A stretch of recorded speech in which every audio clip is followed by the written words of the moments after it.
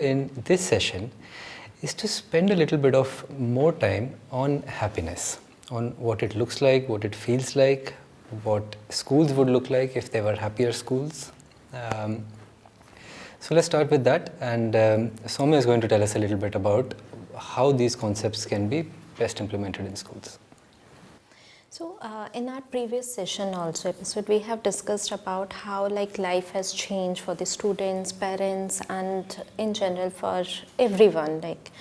So we have also discussed that stress, depression, anxiety, and how students are responding and everyone is responding. Everything has changed in that way. So when we talk about happiness and mindfulness, we are talking about happiness is a state of mind, or can happiness be taught in school, or is it something we are talking about happiness as a momentary thing, or through jokes, or through fun or something, or is it something we are talking about sustainable happiness? So again, the research shows that mind wandering leads to lot of unhappiness and stress. So most of the time during a day, 48% of the time our mind is wandering, which leads to subsequent unhappiness and stress. So what to do with that thing, because a lot of overstimulated environment is there with students, with teachers and parents also, and we are doing multitasking at the same time. Mindfulness helps us to bring our attention back to the present moment. It simply means being here and now in the present moment. For example, if I'm talking right now and you people are listening, so it might be possible that my mind is busy thinking about the past, what we have done earlier, or about thinking about the future also. So mind is constantly in past or future, whereas our body and what we are doing, it's in the present moment. So there are so many distractions around us for students, parents and teachers, and these distractions, we are not aware what to do about these things, and these all creates lot of uncomfortable emotions also. Sometimes we feel comfortable, sometimes we feel uncomfortable. For example, if the child is aware that my friend is getting an iPad or something and he wants it, and parents is saying no for that thing, and he's not aware now how to deal with this emotion, that's create lot of peer pressure also, might have lot of anger, disappointment, and then it might have also a guilt feeling also, because I'm not having that thing, and parent will be on their own journey of emotions because they are not able to handle that emotion or that situation with the child, and that will have an impact on the child performance in the school and relationship and multifold also. Okay. So then how to talk about these things, how to talk about comfortable emotions or uncomfortable emotions. So before we go ahead with this, what is your opinion? Do you think is it important for students or parents or teachers to know, to talk about emotions in general, what I'm feeling in the present moment, or maybe I'm feeling comfortable or uncomfortable in the classroom when I'm teaching as a teacher? Does it impact my teaching? Or absolutely. The mood of the teacher is the mood of the class, or the mood of the principal, we say, is the mood of the school. It really impacts. And what I have learned from one of the schools in UK, so when the child comes, so there are pockets and there are sticks with the face of that child, the photographs. So in the morning they put the stick that whether I am happy, I am sad, I am excited, I am elated. The child is learning.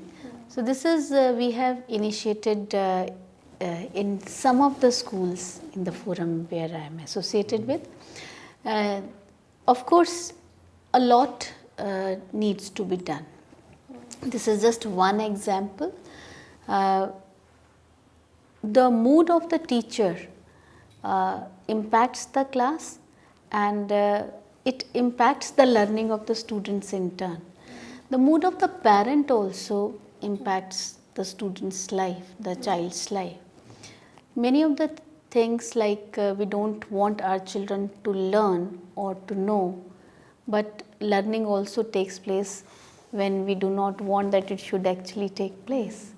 So child is learning, and that stress that behavioral unrest is seeping down in the child.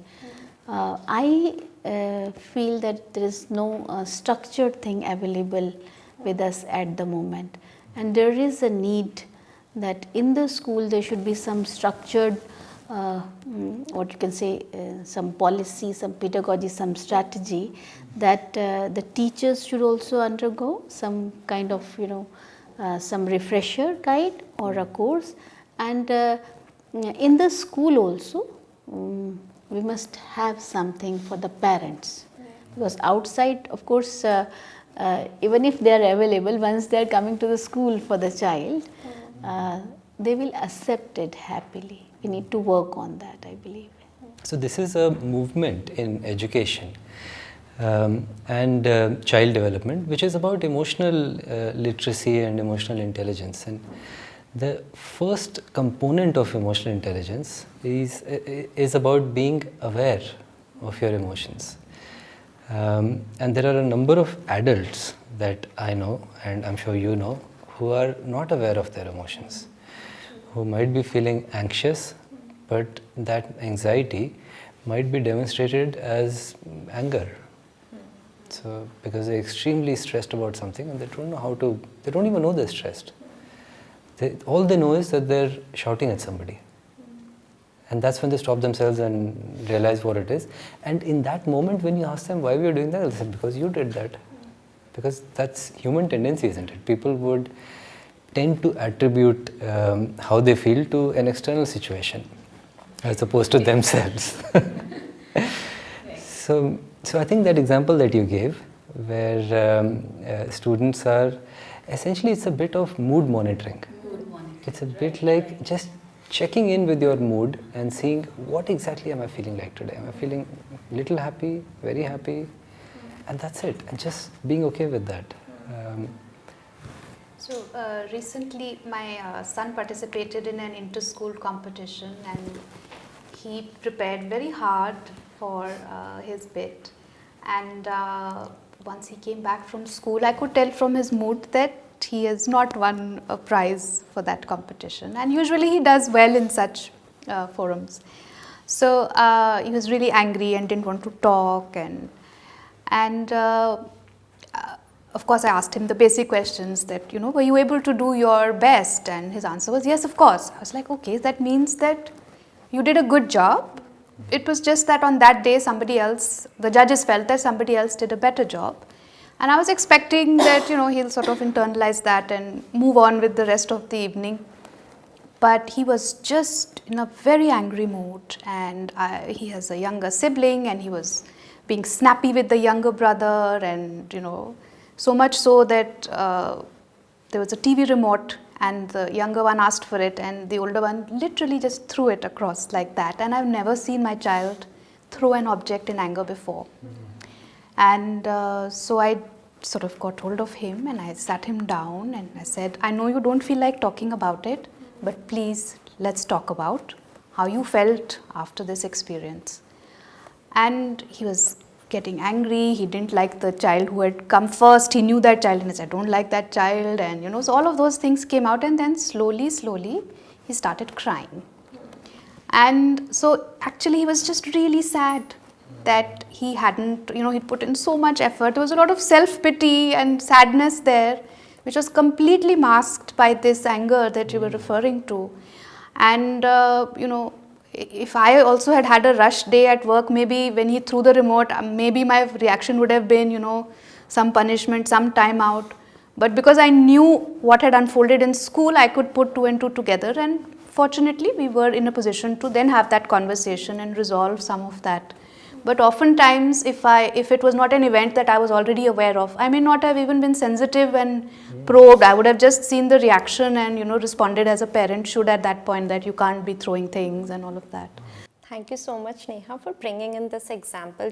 It's actually what you did was more of emotionally intelligent parenting, because you noticed what he is feeling, the child is feeling, and then you reflected and empathized with the child also, and that gave him a safe space actually to reflect on that, okay, I can share whatever I'm experiencing right now. So anger is bad or feeling sad is bad or something.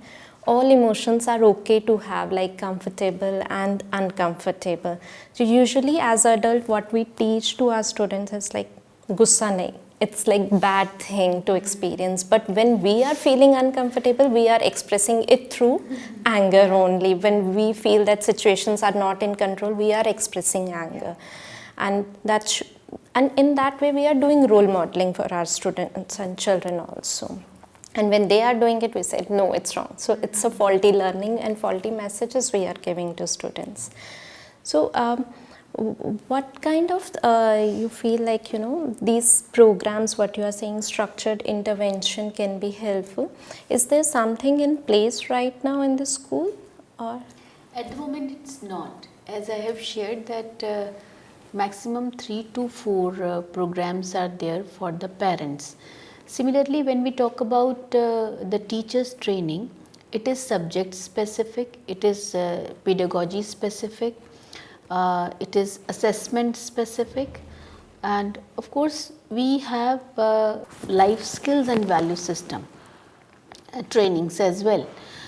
But I don't think that one shot training for a parent or a teacher on life skills or managing emotions is sufficient.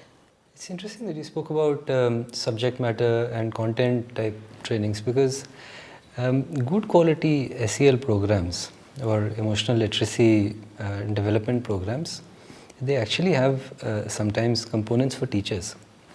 So an example would be that if you're talking about a war that happened in history, then that gives you a really good opportunity to talk about emotions at various aspects, and what do you think that person was feeling like before the war and at the time of the war and when he was doing it. And so there are lots of such examples, but I agree that in terms of emotional educational or emotional literacy, in India there aren't well established comprehensive curriculums yet. One of the things I'd like to say about what Soumya said earlier is that there is a bit of a gender bias in this, isn't it? In Indian society, it's relatively okay for women to have emotions or express emotions, but men are the ones who are supposed to be quote unquote strong. So emotional expression is not encouraged in young boys, as far as I can tell. And I think there is a view in some parents or perhaps a section of society that strong people don't have emotions, or strong people just don't show them. So if you're showing them, that means you're not strong enough and you need to be stronger. And all that happens is that people who try and deny their emotions, or they try and pretend as if they don't have any emotions, just lead a very rigid, very superficial life, which I can imagine must be quite difficult for people to do.